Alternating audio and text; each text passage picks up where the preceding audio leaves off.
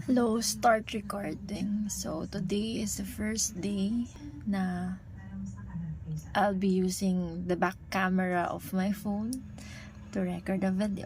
So hi, I'm Princess and ang weird. Ano ba? Hi, I'm KJ, Kindest Jean, and today samahan niyo ako as I explore this phone with the back camera. So, ever since talaga, hindi talaga ako gumagamit ng back camera for filming myself because hindi ako sanay na hindi nakikita yung sarili ko. Yeah, actually, I'm looking at this screen which is I'm using my iPod to record myself in, yeah, most recent purchase. I have this sun catcher kahit wala namang pumapasok na sun dito sa kwarto ko. Actually, it's not supposed to be boss.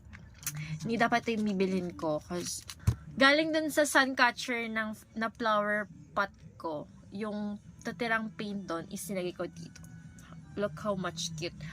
It's giving Overly Taylor Swift yung cover nun yan. Pink and blue.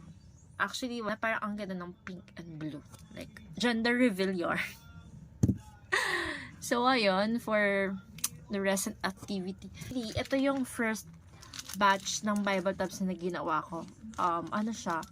Printed na yung, ano niya, yung mga title ng books. Then, but, since trial lang yun, hindi siya kompleto. So, ang ginawa ko ngayon is, since nawala ko yung template na ginawa ko, so, hindi na siya mag-fit in. And parang nadala din ako kasi nung previous na ginawa ko is parang nag-fail siya kasi hindi siya masyadong na-cut. So, ayun. So, learn. It's just a test,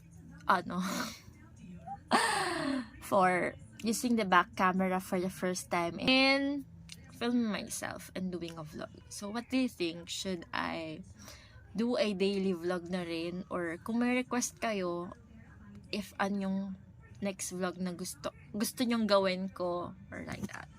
So, ayun. That's all for today. See ya!